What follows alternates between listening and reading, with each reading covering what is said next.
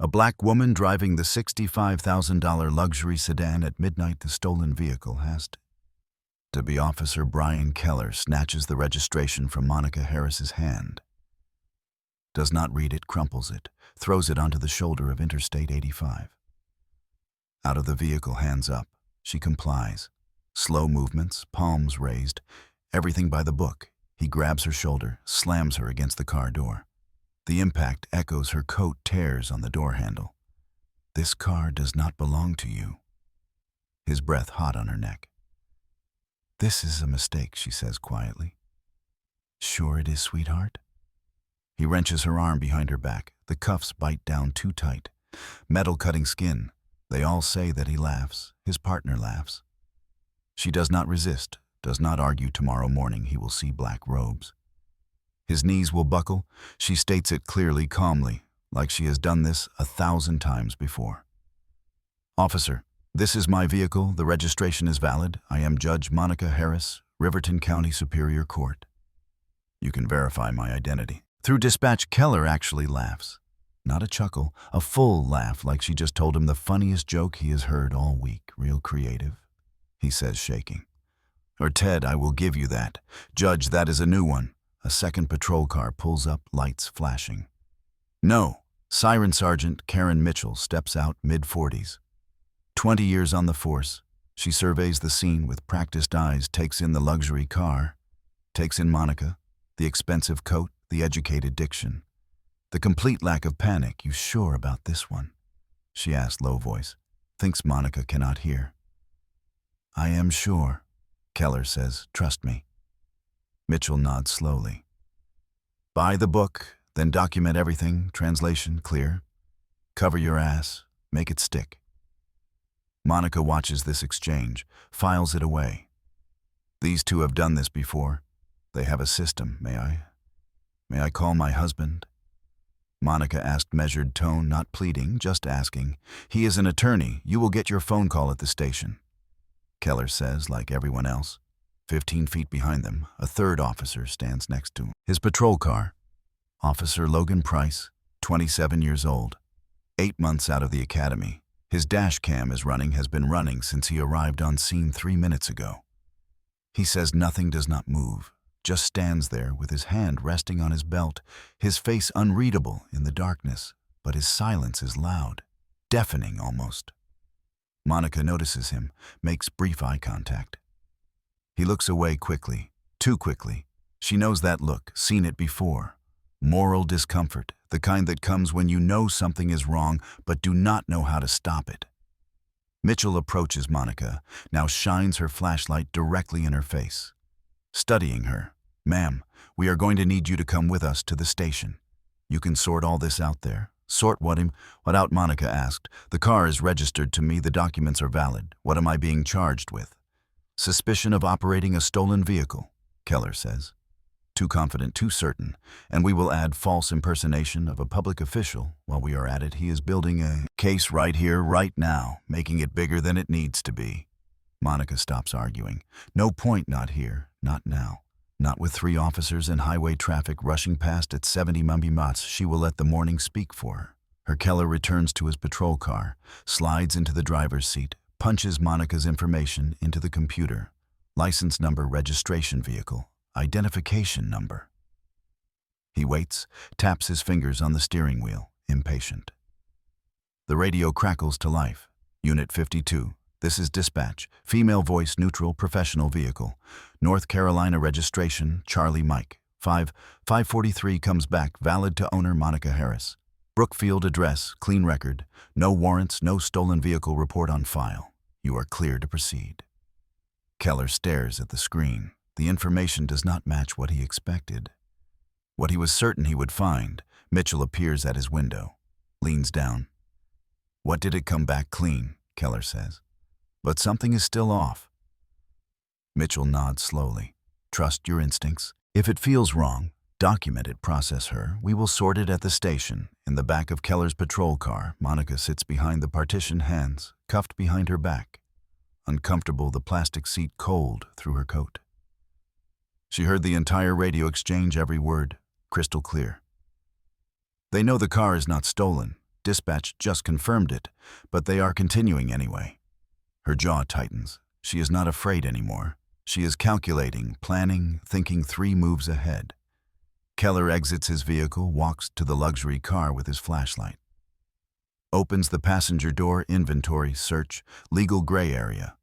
But he is doing it anyway. He finds her briefcase on the passenger seat. Leather expensive embossed initials on the front. He opens it. Court documents, case files, business cards with her name. Letterhead from Riverton County Superior Court. Everything official, everything real.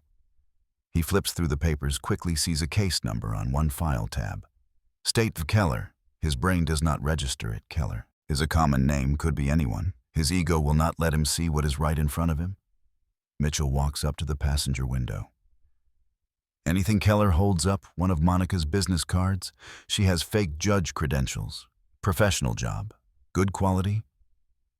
Mitchell examines the card, feels the paper between her fingers, reads the embossed seal book, her for false impersonation, too.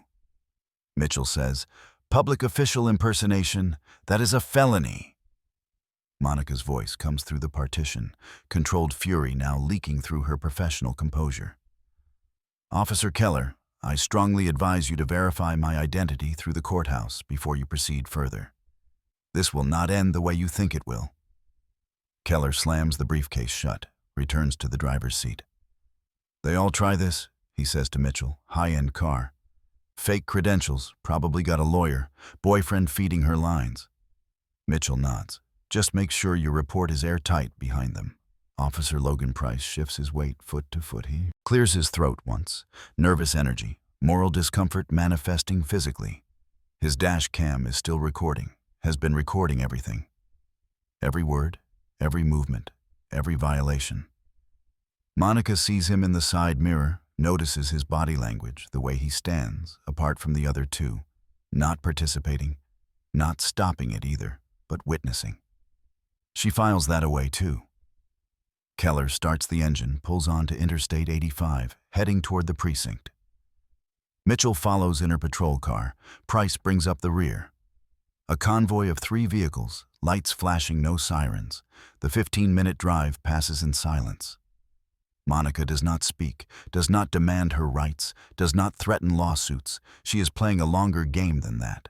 She closes her eyes, not sleeping, thinking every lawyer instinct activated, every strategic calculation running. She knows.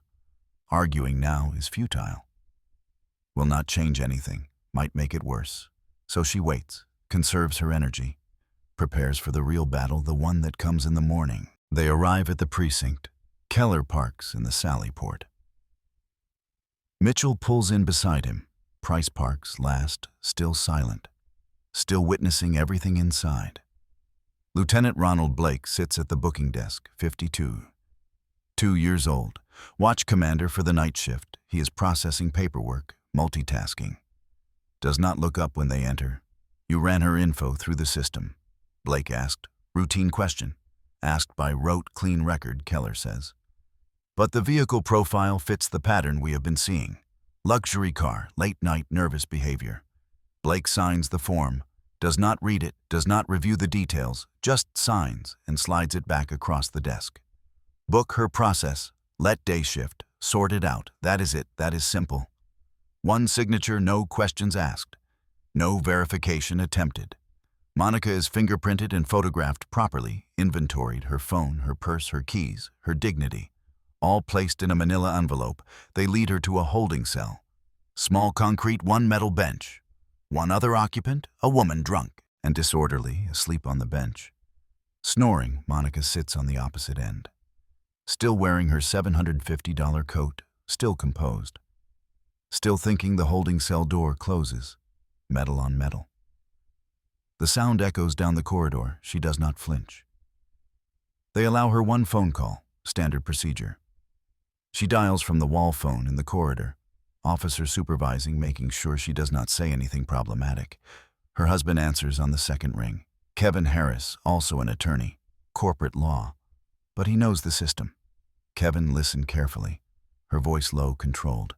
"Do not say anything. Do not come to the station. Do not call anyone." Meet me at the courthouse tomorrow at 8 a.m. I will explain everything. Then trust me. Pause on the other end. He wants to ask questions. She can hear it in his breathing.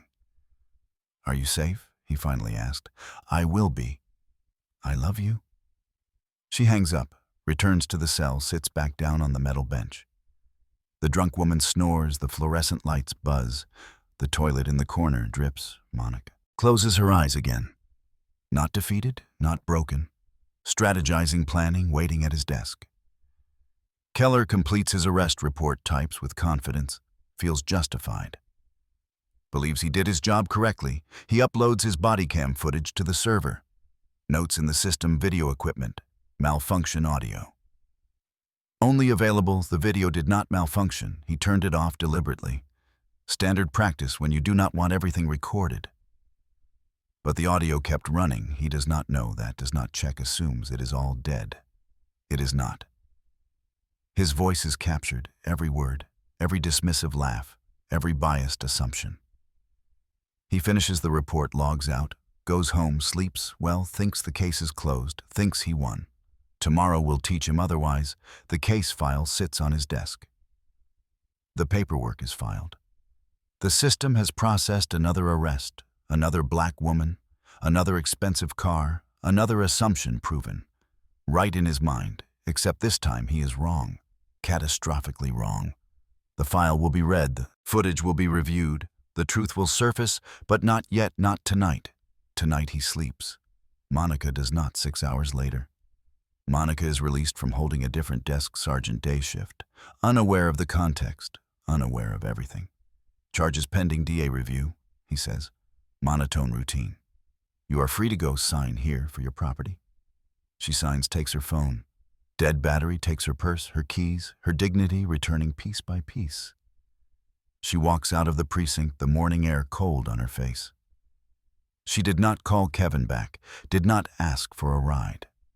She will drive herself. The luxury car is still parked in the impound lot behind the building. They processed it, but did not hold it. No actual evidence of theft, because there was no theft. She gets in, starts. The engine notices the scrapes on the door handle from the handcuffs from being slammed against the metal, visible damage. Permanent reminder, she does not react, just notes it, evidence, physical evidence of excessive force. The drive home is quiet. Interstate 85, same stretch of highway. 30 minutes in early morning traffic, she arrives at her house in Brookfield colonial style, 2 stories. Kevin's car in the driveway, he did not sleep either. Waited up all night. He opens the door before she reaches it.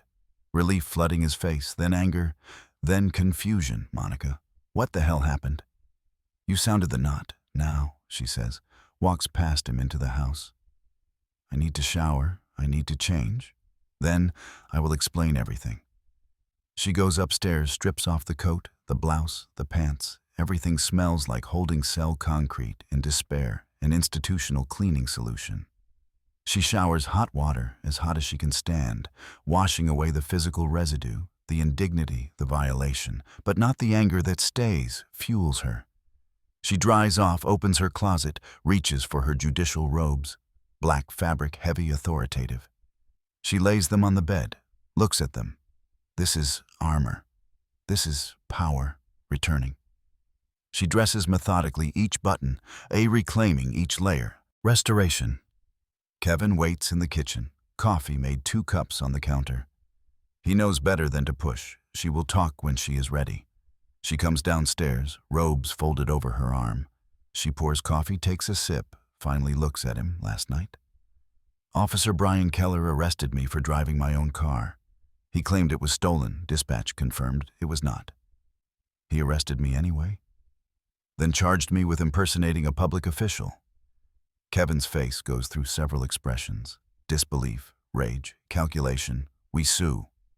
He says immediately, federal civil rights violation. I will have papers filed by no. Her voice firm, final. Not yet, Monica.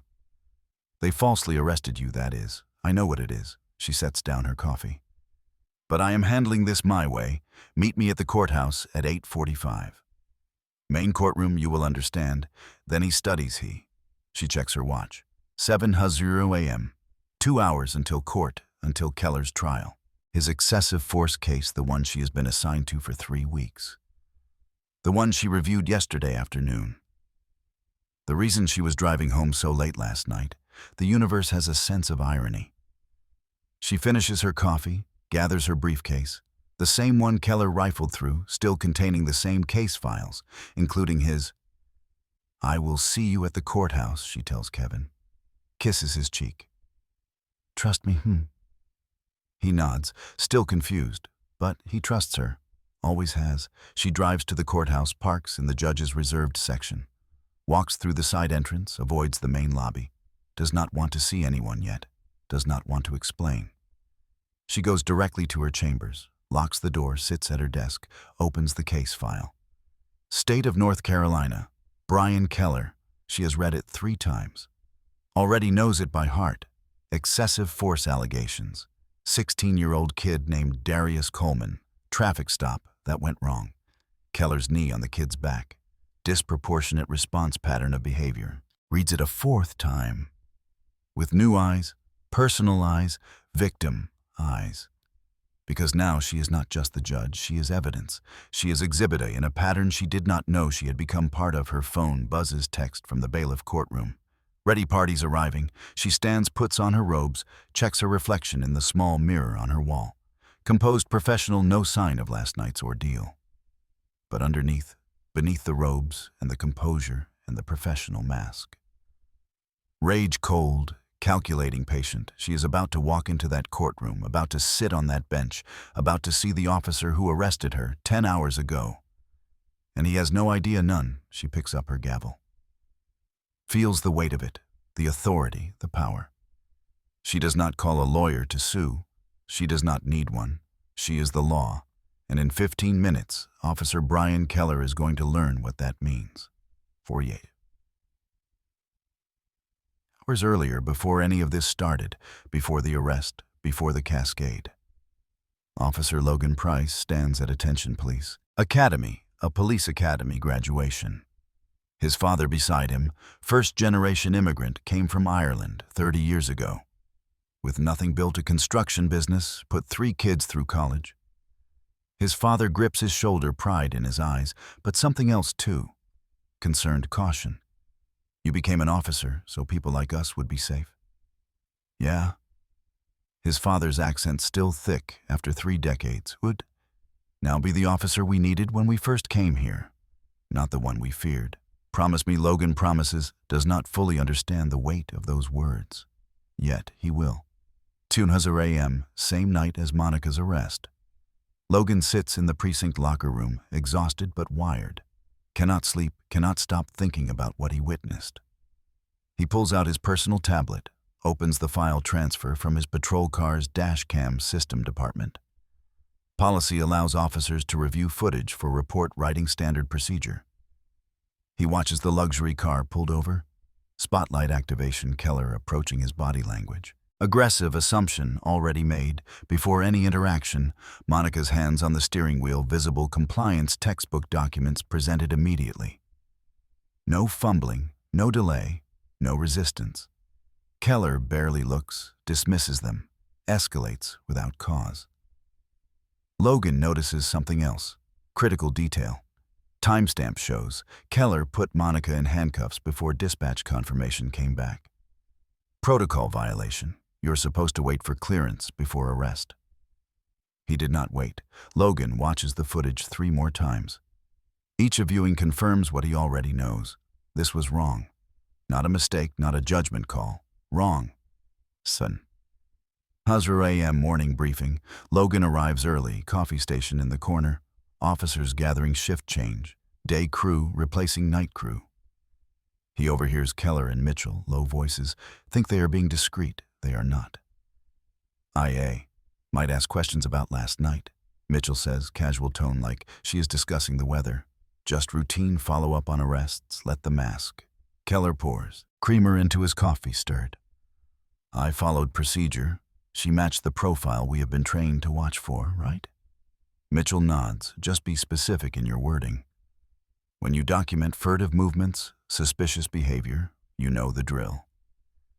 Logan frees his cup halfway to his mouth, He's listening to them. Coordinate a story workshop. Their language, cover their asses. They have done this before. This is practiced, systematic. His father's words echo in his head. Be the officer we needed, not the one we feared. Logan dumps his coffee untouched. Walks out of the briefing room, goes to his patrol car, sits in the driver's seat, hands on the steering wheel, mirroring Monica's position last night without realizing it. Student loan payment notice on his dashboard, $842 due. His paycheck barely covers it. Plus rent plus his parents' medical bills, his father's back surgery last year, still paying that off. He needs this job desperately. 8 months in, still probationary. They can fire him without cause, without recourse. But his father's voice will not leave his head. Logan starts his car, does not go on patrol, drives to the Internal Affairs office, different building, 3 miles across town. Separate from the main precinct, intentionally isolated. 2 a.m. he parks, sits in the car, another 10 minutes, debating, calculating, knowing what this might cost. He goes inside. Detective Danielle Lewis sits at her desk, 15 years. In Internal Affairs, seen everything, heard, every excuse, every lie, every cover-up. Cynical, but fair tough. But just, she looks up when Logan enters, recognizes him. Rookie, 8 months, practically still a kid. Officer Price, she says. What can I do for you? Logan does not sit, stands in her doorway. 1 foot in, 1 foot out. Still deciding. I witnessed something last night. He says, traffic stop, Officer Keller, I think there was misconduct? Lewis's expression does not change, but her attention sharpens, you think. Or, I have dash cam footage, let me see it. Logan hesitates. Can this be anonymous? Lewis leans back in her chair, studies him, sees the fear. The moral struggle, the career calculations. She has seen it before. Officers wanting to do right, but terrified of consequences. I can accept evidence through our anonymous digital Dropbox, she says. Carefully, upload the file. Include timestamp and location. I will take it from there. Logan nods, pulls out his tablet, uses the office guest Wi-Fi, uploads the file types. A brief note, traffic stop. 11:43 hours, Interstate 85 mile marker, 52. Officer Keller, possible misconduct. My conscience cannot let this go. He hits send the file, uploads, progress bar, 90%, 95, 100, complete. Lewis's computer chimes, new file received. She opens it, watches the video. Her jaw tightens progressively as she watches professional mask slipping. She pauses when Monica's face is visible in the spotlight. Zooms in, recognition flashes across her face. Officer Price. Her voice changed sharper, more urgent. Do you know who this woman is? No, ma'am. Should I?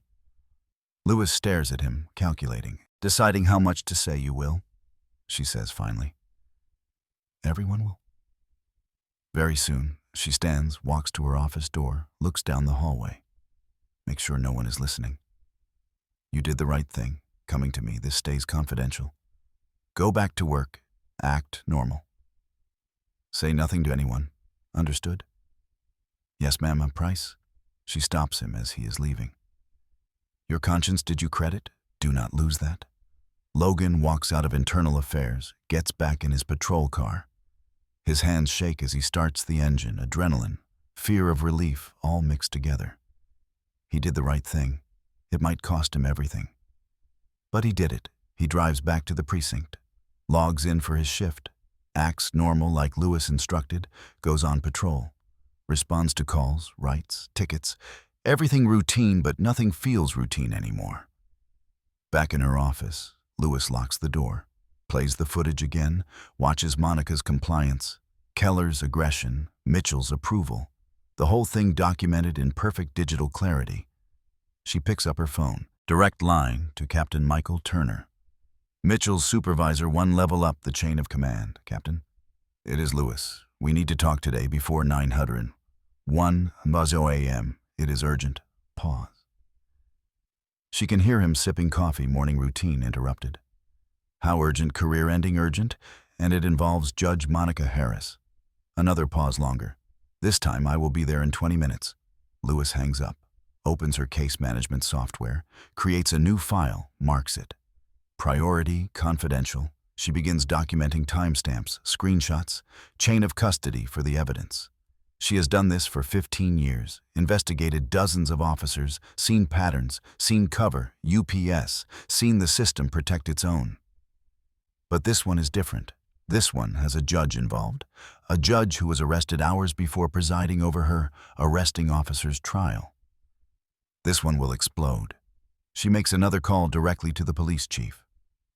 Chief Robert Delgado, bypassing the chain warranted by the circumstances. Chief? It is Lewis. You need to be in courtroom. 3. This morning at 9:02 a.m. Do not ask questions. Just be there and bring your phone. You will want to document this. She hangs up before he can respond in 3 hours. Keller will walk into that courtroom, confident, prepared, believing he is just defending himself against one excessive force complaint. He has no idea that the walls are already closing in, that internal affairs is activated, that his captain and chief will be in the gallery, that every action from last night is now evidence. He has no idea what is waiting. The footage is already climbing the chain of command. 8:00 a.m. Keller's home suburban neighborhood. 3-bedroom ranch mortgage stretching his paycheck.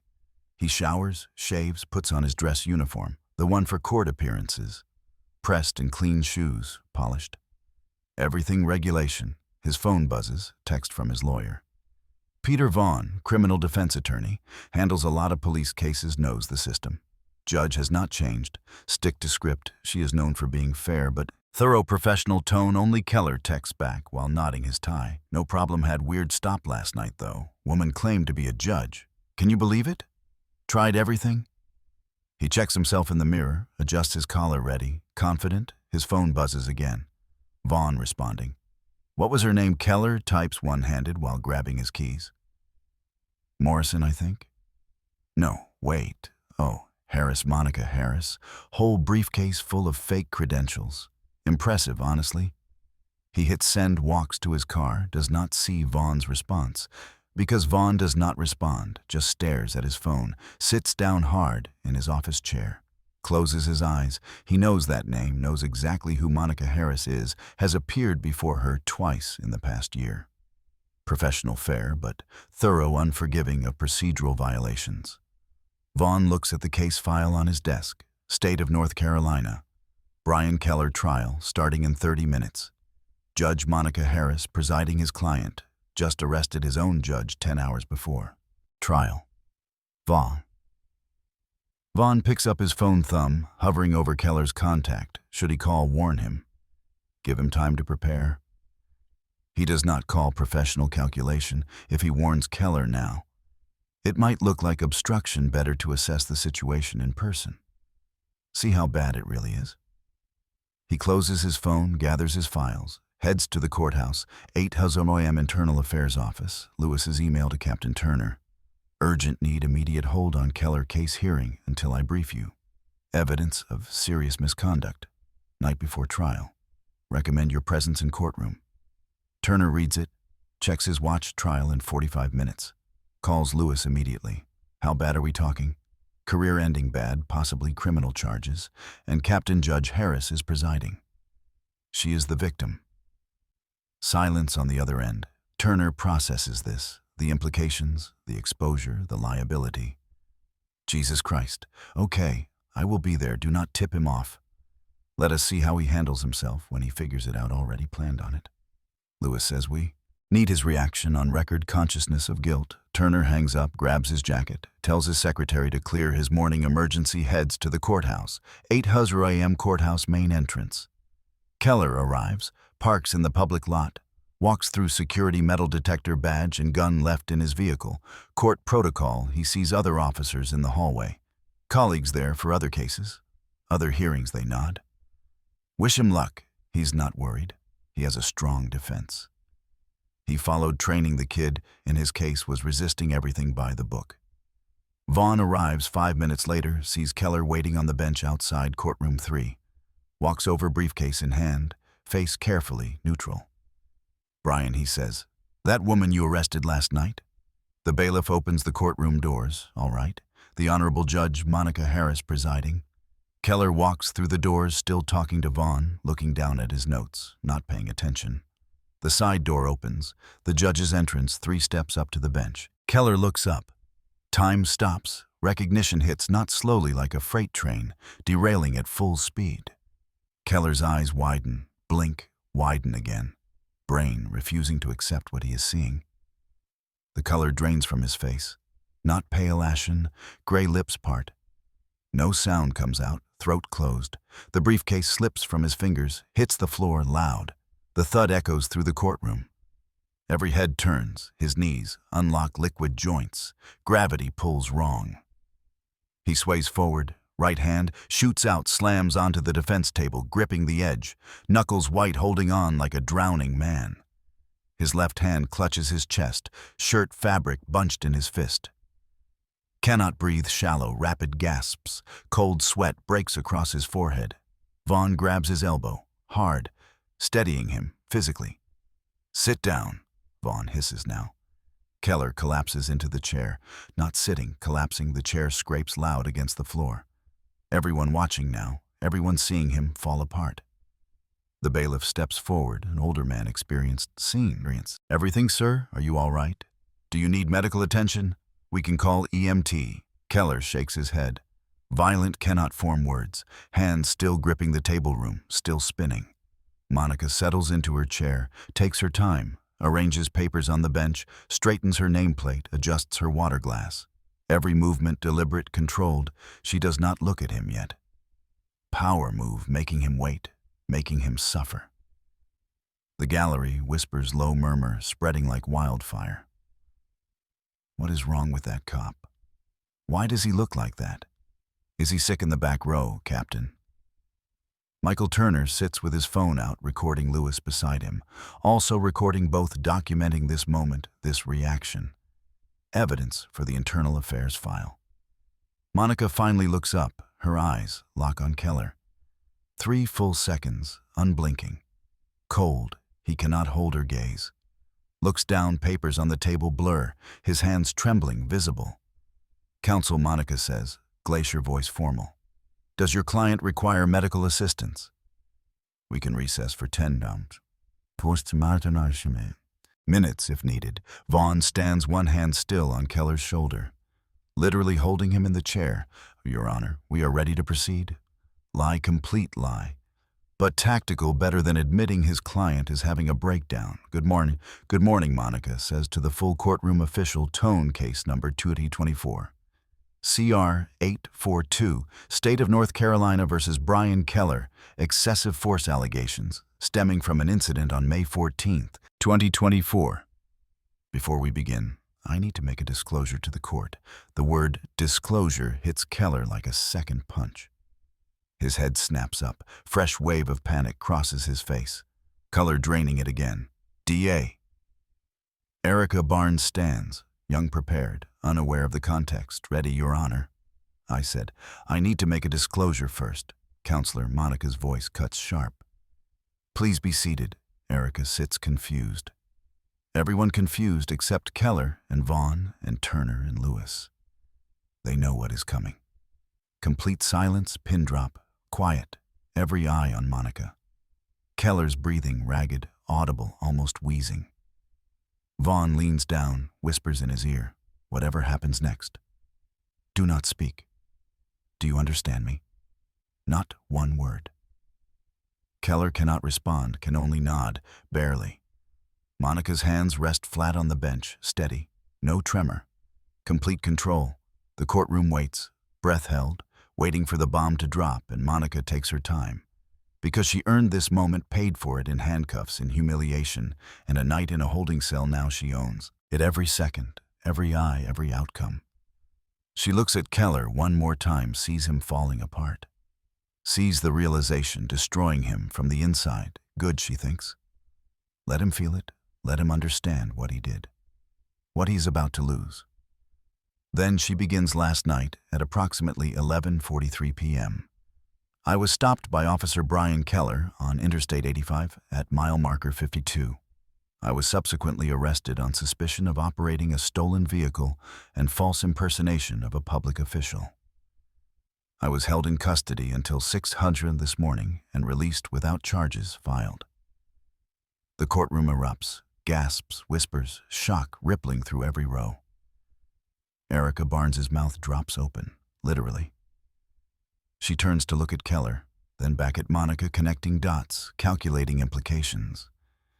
Vaughn closes his eyes, exhales slowly. He knew it was bad. Did not know it was this bad. Keller stares at the table. Cannot look up, cannot move, frozen. Monica continues, voice steady, professional. No emotion bleeding through North Carolina. Code of Judicial Conduct. Canon 3 requires disclosure of any interaction between a presiding judge and parties appearing before the court that might create an appearance of bias or conflict of interest. I have now made this disclosure fully and completely. Pause, let it sink in, let everyone process. I am not recusing myself from this case. Vaughn stands immediately, required, has to object, has to try, Your Honor. With all respect, this creates an unavoidable appearance of impropriety. The defendant arrested you 12 hours before trial. This court must recognize, Counselor, Monica cuts him off firm, but controlled your client, arrested me unlawfully, 10 hours ago based on racial profiling and explicit violation of procedure. If anything, I am predisposed to be more scrupulously fair to ensure this proceeding is unimpeachable on appeal.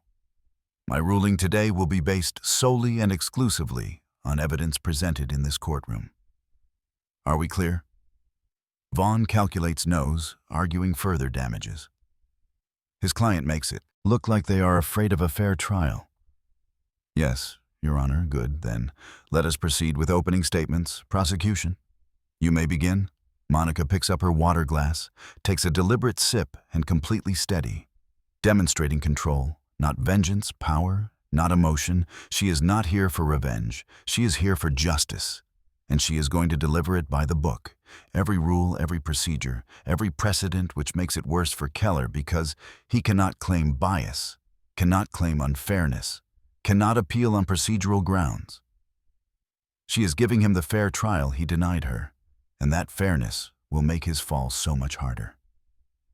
Erica Barnes approaches the podium, opens her file, finally understanding what she is about to do.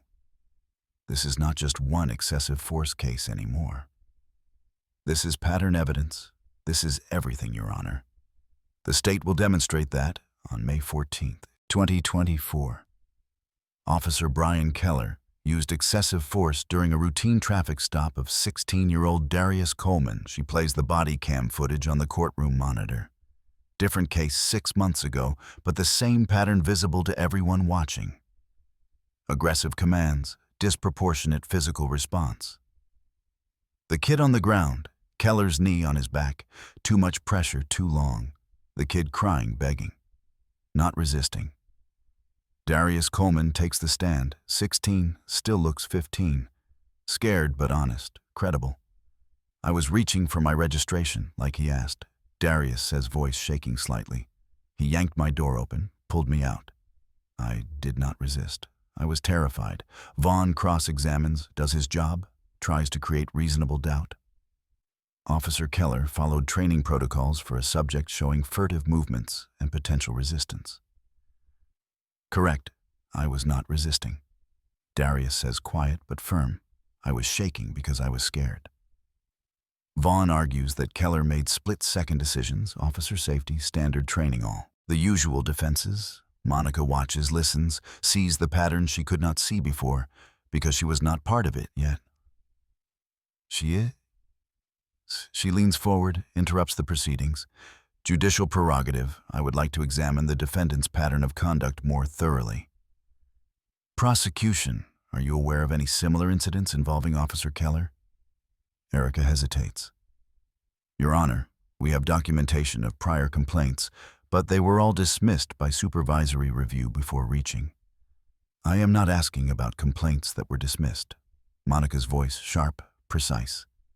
I am asking about incidents, documented interactions, traffic stops, arrests. Erica understands.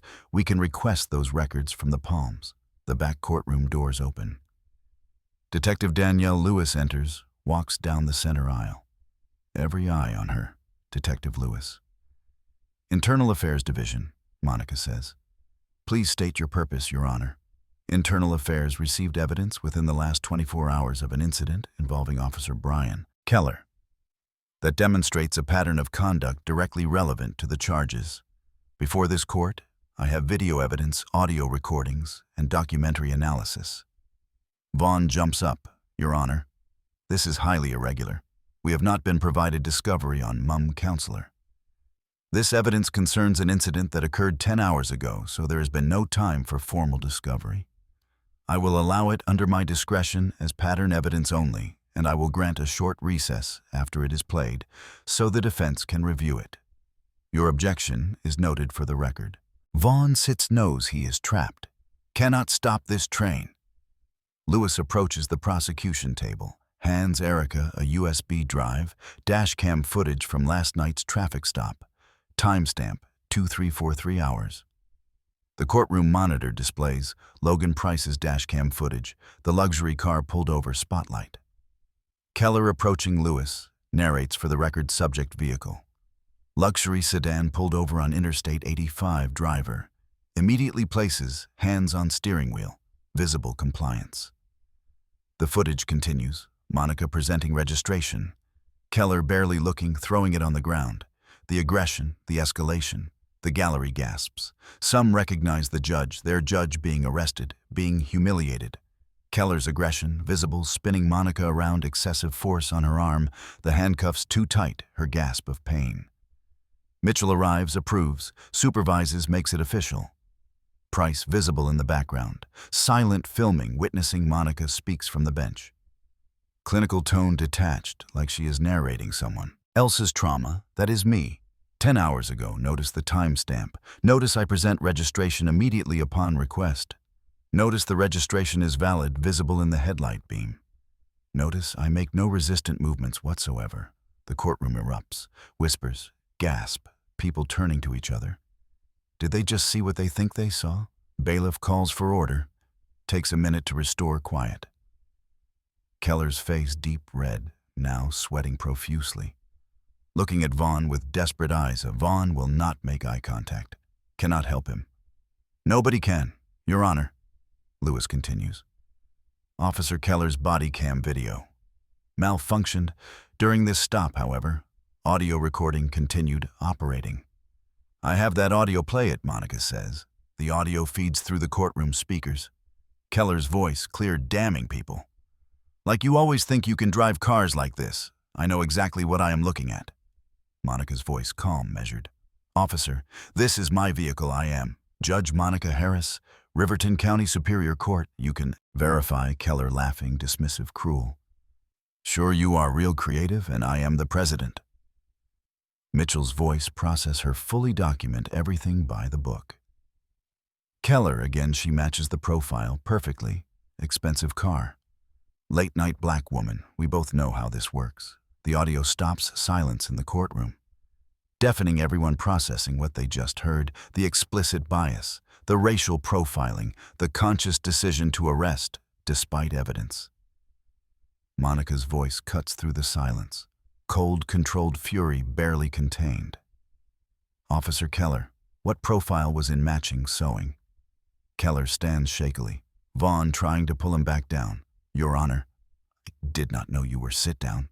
Monica's voice, not loud, but absolute authority command. Final, you will answer questions when addressed by counsel. Not before. Keller collapses back into his chair. Vaughn grips his arm, keeping him there. Lewis presents a bound report. Thick, official internal affairs. Seal, Your Honor. Internal Affairs conducted an emergency. Analysis overnight. She details it coldly, professionally. Each fact a nail in the past 18 months. Officer Keller has conducted 12 traffic stops, fitting an identical pattern. 12 stops, luxury vehicles. Mercedes, BMW, Lexus, Tesla. All drivers, black professional appearance, late evening hours. 9 resulted in arrest on suspicion of vehicle theft or false documentation. All 9 arrests were subsequently dropped, no charges filed. 0 resulted in disciplinary action. Erica stands, finally seeing the full scope. Your Honor, this establishes a clear documented pattern of racially motivated misconduct and selective enforcement. Lewis continues. Additionally, Officer Keller's personnel file shows 4 formal complaints filed in the past 2 years.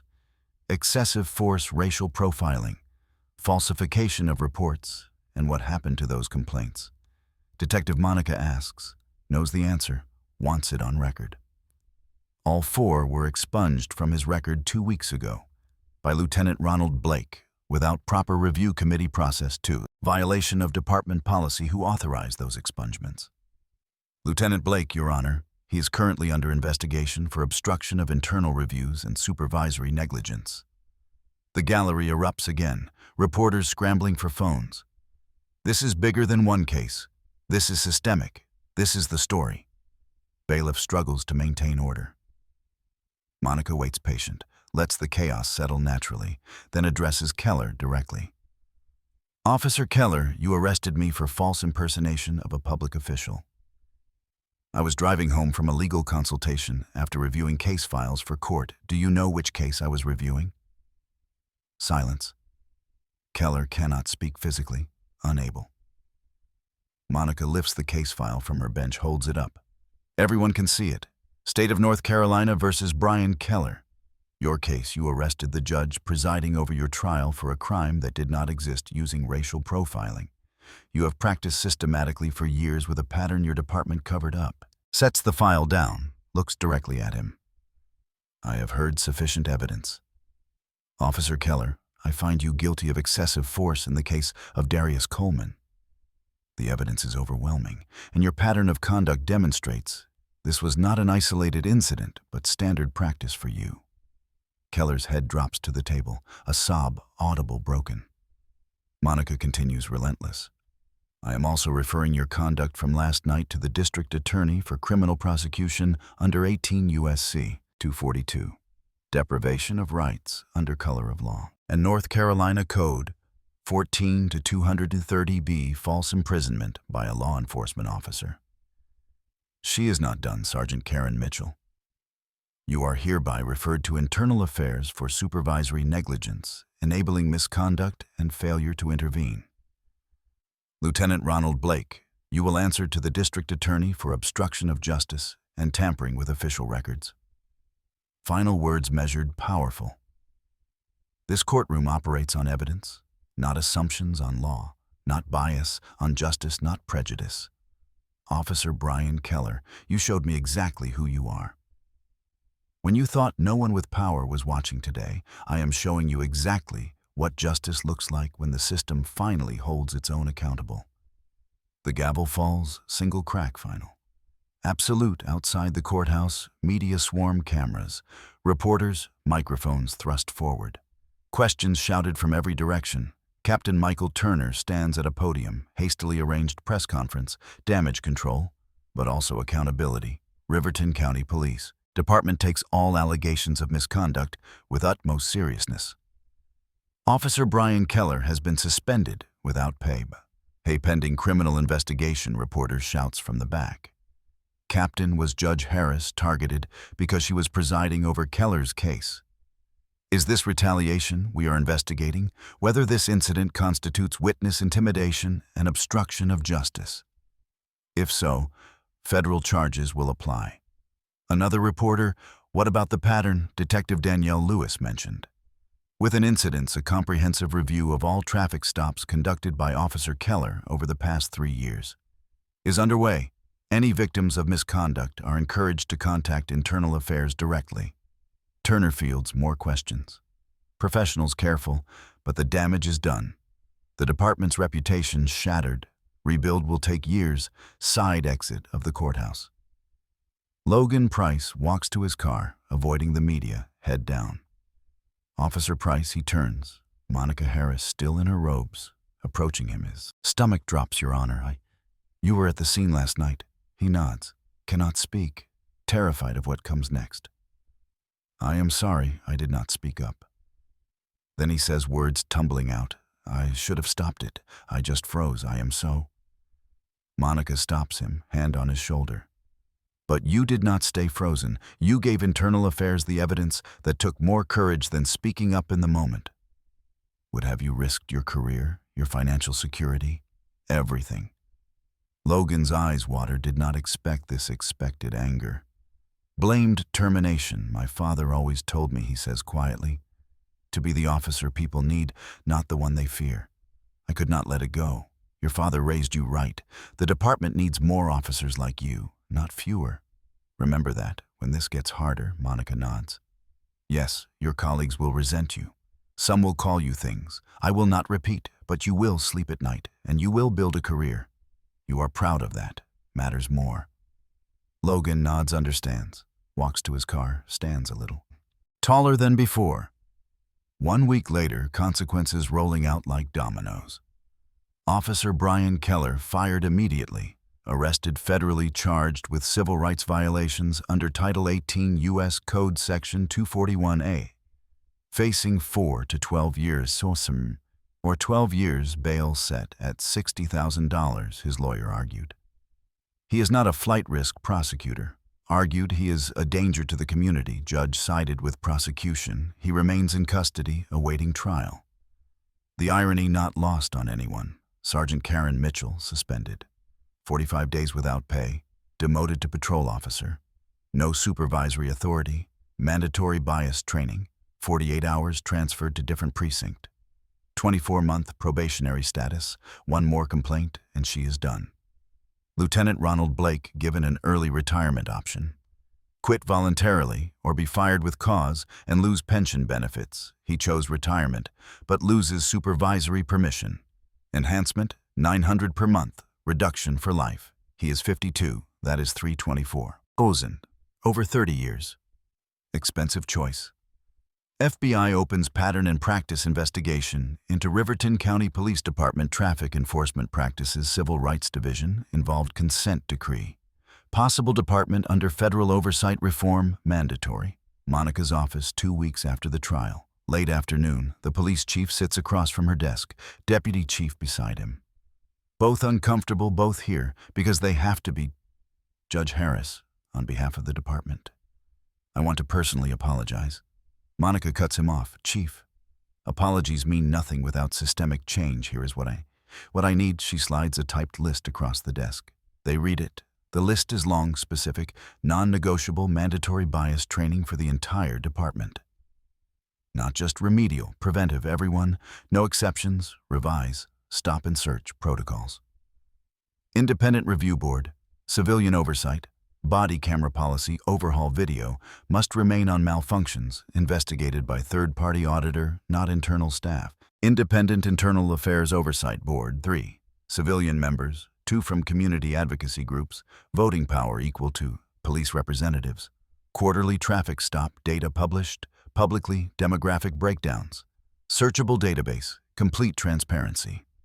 The chief reads, face tight. Judge, some of these require city council approval. Budget allocation.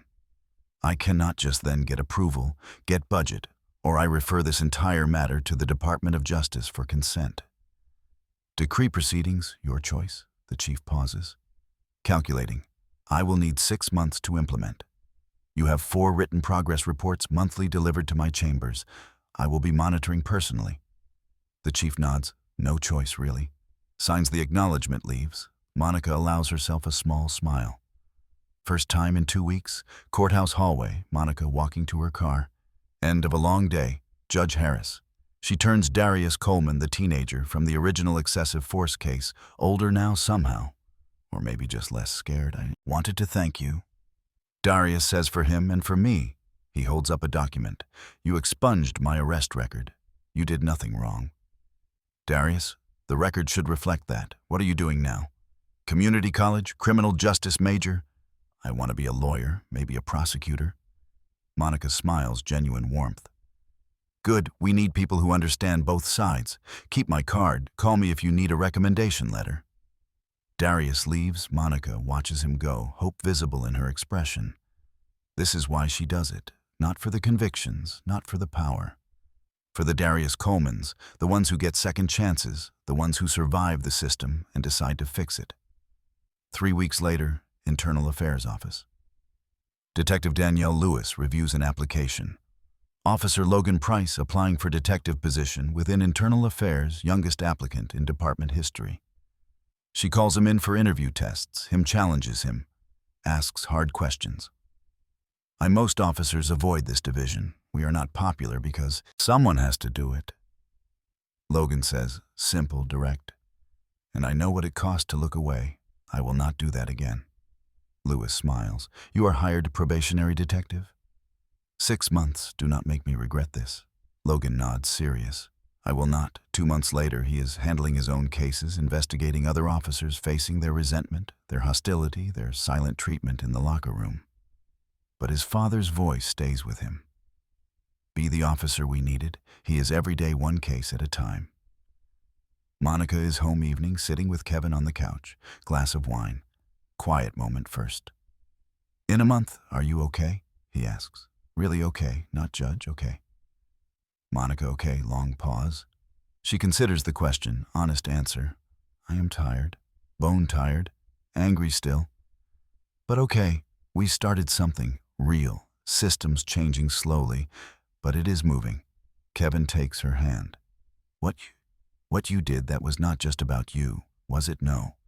It was about every person who gets pulled over and knows something is wrong but has no power to stop it. I had power, I had to use it. There will be pushback, appeals, retaliation attempts, I know. But we started something that is enough for today. Final scene, Monica's chambers. Late afternoon, reviewing new case files, work continues. Justice does not stop. Knock on the door. Detective Logan Price, now, IA, delivering a report on another officer. Another investigation. Detective Price, Monica says. Congratulations on the promotion. Thank you, Your Honor. He hands her the file, preliminary report on Officer Whitaker. You requested? She takes it. How is the work, finding your footing? It is hard. Some officers will not talk to me. But I am sleeping at night. Monica smiles. That is the one. Keep doing it. Well, Logan leaves. Monica returns to her files. The work continues? Will always continue. Justice does not sleep. Neither does she. The scrapes are still on her car door from the handcuffs she kept them. Had the dealership leave them untouched. Some reminders are worth keeping.